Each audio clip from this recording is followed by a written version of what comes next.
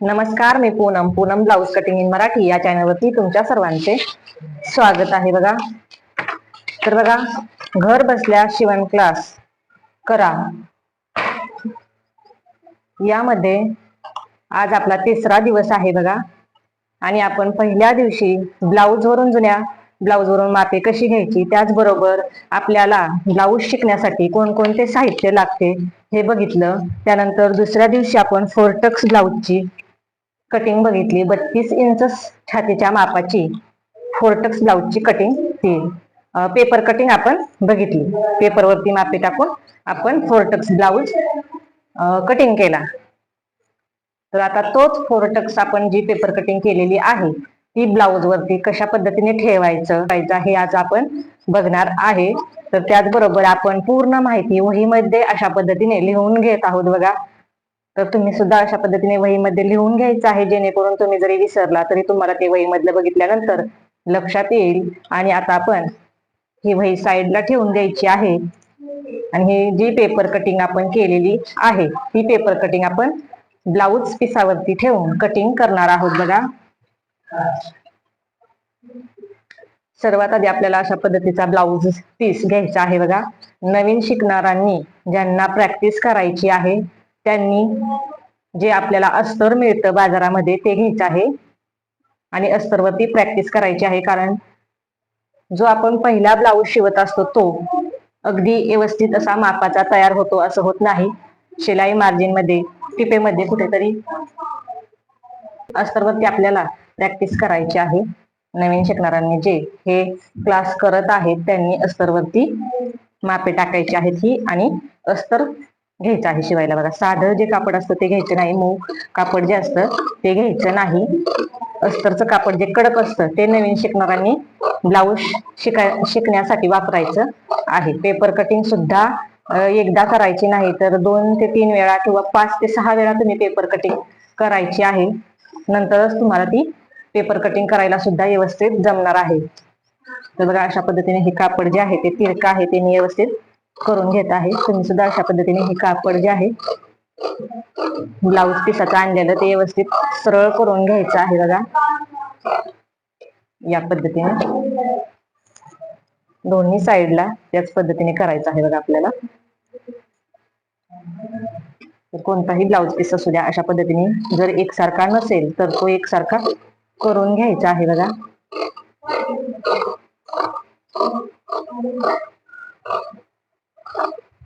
बघा, या पद्धतीने पूर्ण एकसारखं करून घ्यायचं आहे. आता हे एकसारखं करून झालेलं आहे आणि आता आपण याच्यावरती जी आपण पेपर कटिंग केलेली आहे ती ठेवणार आहोत. बघा, या पद्धतीने. बघा, सर्वात आधी आपल्याला मागील पार्ट जो असतो तो ठेवायचा आहे.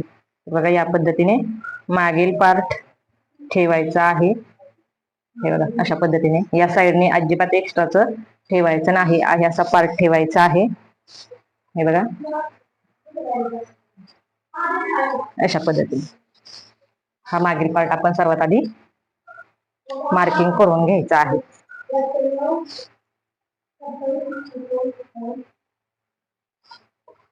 हे बघा, या पद्धतीने अशा पद्धतीने कुठंही मार्जिन वाढवायचं नाही, व्यवस्थित असं. हे बघा, अशा पद्धतीने मार्किंग करून घ्यायचं आहे. याच्यानंतर बघा, हे मार्किंग केलेला जो मागील भाग आहे तो मी इथे कट करून घेत आहे. तर तुम्ही कट करून घ्यायचा नाही, पूर्ण सर्व पार्ट आधी ब्लाऊज पिसावरती मांडायचे आहेत आणि नंतर कट करायचं आहे. तर इथे मला तुम्हाला व्हिडिओ मध्ये दाखवण्यासाठी व्यवस्थित येत नाही पूर्ण, त्यामुळे मी इथं एक एक पार्ट ठेवून कट करत आहे. तर पूर्ण पार्ट जे आहेत ते व्यवस्थित ब्लाऊज वरती ठेवायचे आहेत आणि कुठे जागा भेटते व्यवस्थित असं पार्ट मांडायचे आहेत ऍडजस्ट करून. जास्त कापड वाया जाणार नाही याची काळजी घ्यायची आहे.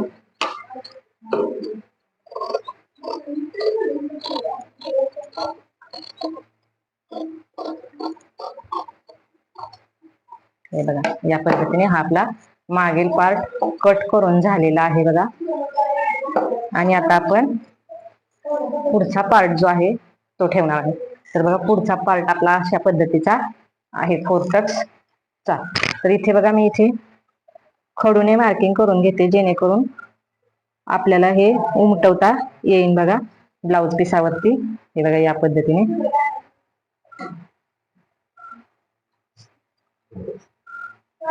अशा पद्धतीने खडूने मार्किंग करून घ्यायचं आहे बघा, म्हणजे ब्लाउज वरती आपल्याला हे उमटवता येईल. बघा या पद्धतीने 4ही टक्स आपल्याला अशा पद्धतीने आखून घ्यायचे आहेत बघा. त्याच्यानंतर बघा अशा पद्धतीने ठेवायचं आहे. हे बघा या पद्धतीने अशा पद्धतीने ठेवायचं आहे आणि आहे असा हा पार्ट आखून घ्यायचा आहे बघा.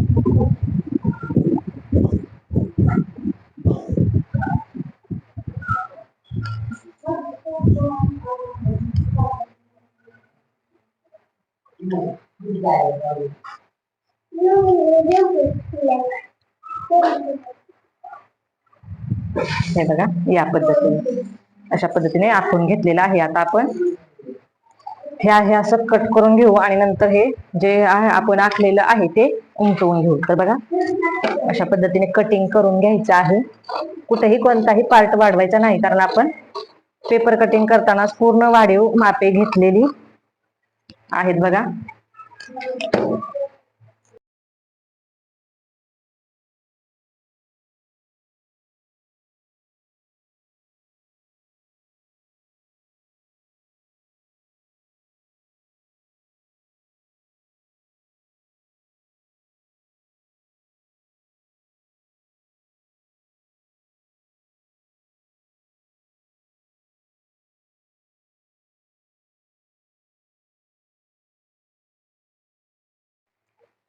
तर बघा या पद्धतीने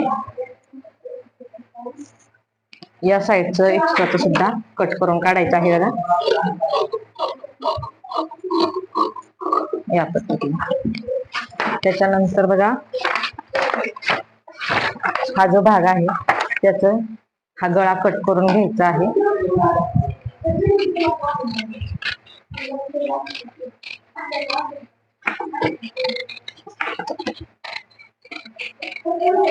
या पद्धतीने गळा कट करून झाल्यानंतर परत आपल्याला हा पार्ट अशा पद्धतीने ठेवून घ्यायचा आहे बघा. हे बघा या पद्धतीने ठेवून घ्यायचं आहे आणि इथं गळ्याचं मार्किंग करून घ्यायचं आहे अशा पद्धतीने. आलं लक्षात? आणि आता हे गळ्याचं मार्किंग जे आहे ते आपण कट करून घ्यायचं आहे.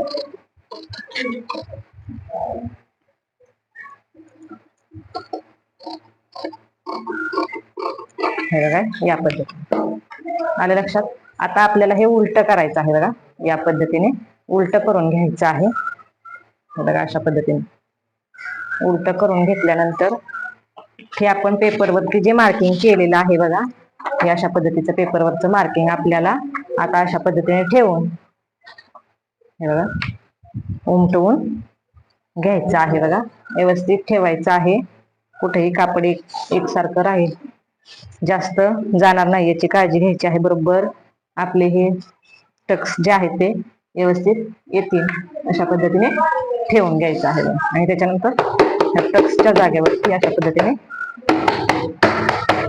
थाप मारायची आहे बघा. तर बघा हे अगदी उमटलेलं थोडं थोडं उमटलेलं आहे बघा. तर ते मी डार्क करून घेत आहे. हे बघा या पद्धतीने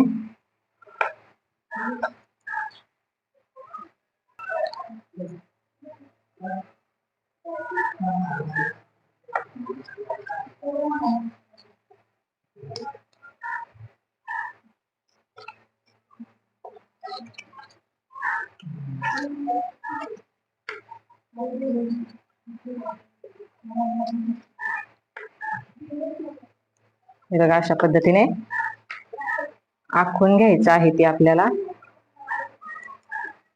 आणि या साईडचं सुद्धा त्याच पद्धतीने करायचं आहे बघा. बघा अशा पद्धतीने घ्यायचं आहे आणि इथून बघा इथपर्यंत हे तिरकं बघा अशा पद्धतीने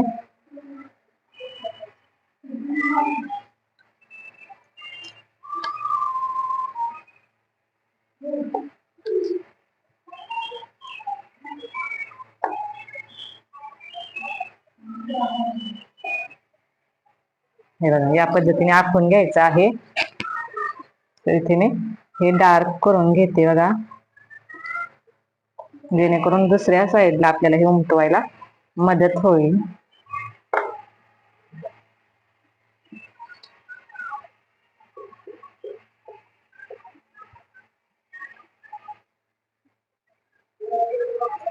या पद्धतीने बघा आणि लक्षात आता हे दुसरा साईड जे आहे ती सुद्धा याच्यावरती अशा पद्धतीने ठेवायची आहे.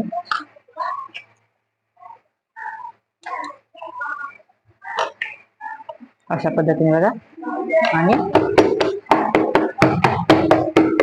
आतल्या साईडने बघा अशा पद्धतीने उमटवून घ्यायचं आहे. आतल्या साईडने अशा पद्धतीने आतल्या बाजूने ज्यावेळेस आपण उमटवून घेतो त्यावेळेस आपली बरोबर उलट्या बाजूने म्हणजेच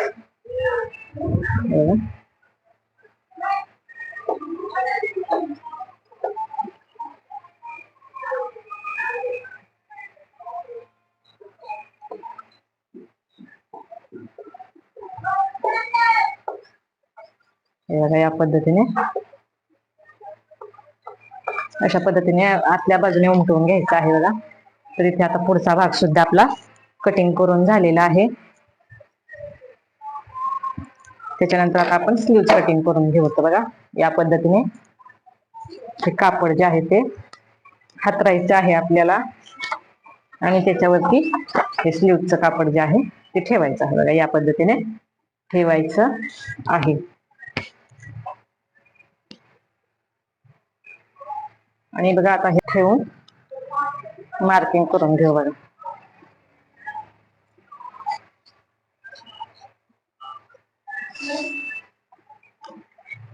या पद्धतीने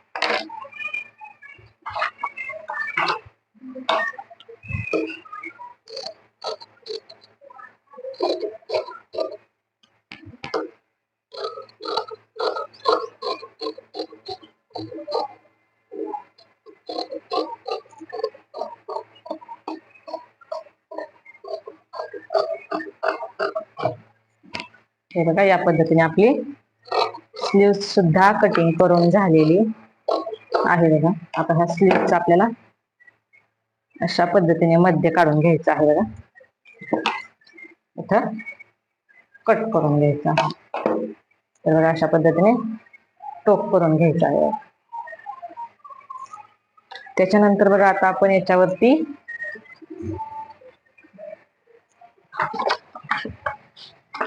क्रॉस पट्टी जी आहे ती काढून घ्यायची आहे बघा आपल्याला.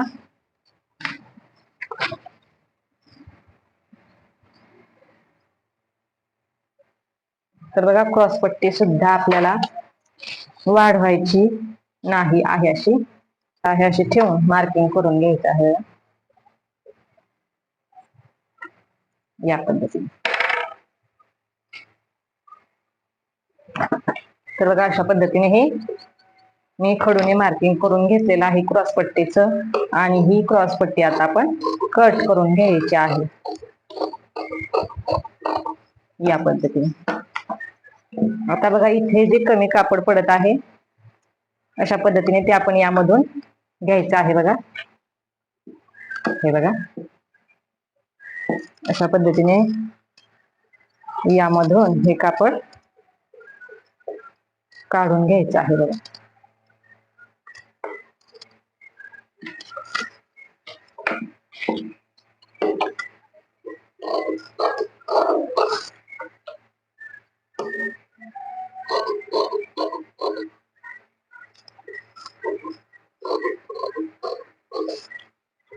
या पद्धतीने. तर बघा आता आपल्याला इथे अजून क्रॉस पट्ट्या 2 लागणार आहेत, तर त्या सुद्धा आपण इथे काढून घेऊ बघा.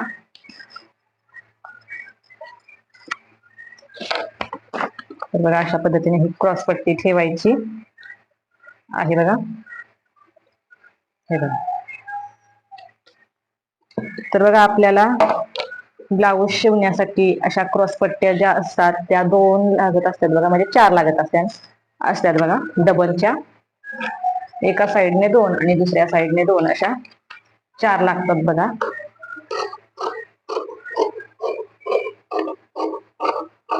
हे बघा या पद्धतीने.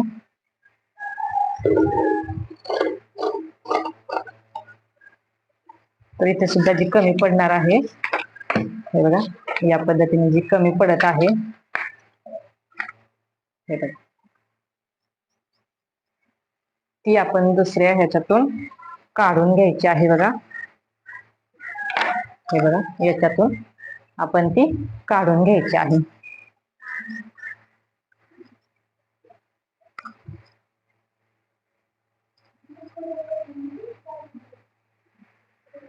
हे बघा या पद्धतीने ठेवून मार्किंग करून कट करायचं आहे.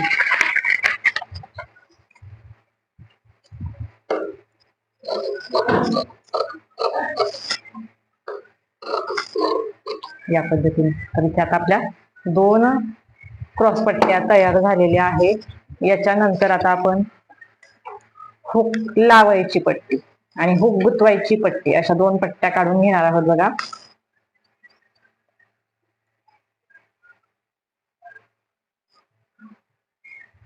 तर बघा हुक लावायची जी पट्टी असते ती आपली 1.5 इंचाची राहणार आहे आणि हुक गुंतवायची जी पट्टी असते ती आपली 2 इंचाची राहणार आहे. म्हणजे हुक गुंतवायची जी पट्टी आहे तिला आय पट्टी म्हणायचं आणि हुक आपण ज्या पट्टीला बसवतो तिला हुक पट्टी म्हणायचं बघा. या पद्धतीने ही झाली आपली आय पट्टी. तर तुम्हाला मी ब्लाऊज शिवताना ते दाखवेनच, म्हणजे तुमच्या लक्षात येईल बघा. आणि आता दुसरी पट्टी जी काढायची आहे आपल्याला ती 1.5 इंचाची पट्टी काढायची आहे बघा.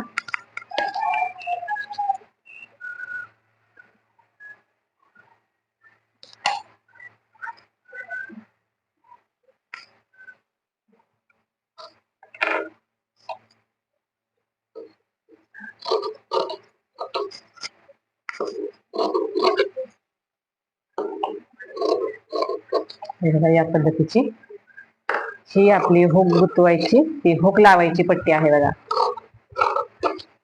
आलं लक्षात? आणि आता आपल्याला तिरक्या कापडातल्या पट्ट्या काढायच्या आहेत. तर बघा हे कापड जे आहे हे आडवं आहे आणि तिरकं कापड बघा अशा पद्धतीने असते, खेचलं की ते ताणलं जातं. तर यामध्ये आपण तिरक्या कापडातल्या पट्ट्या गळपट्टीसाठी ज्या लागतात त्या काढून घेऊ बघा. तर त्या पट्ट्या सुद्धा आपण 1.5 इंचाच्या काढायच्या आहेत बघा.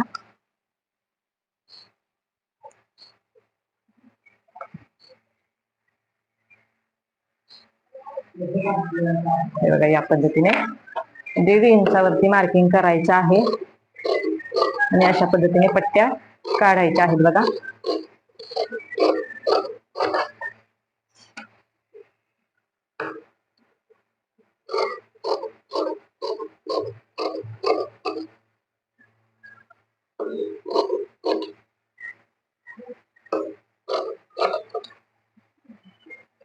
या पद्धतीने बघा.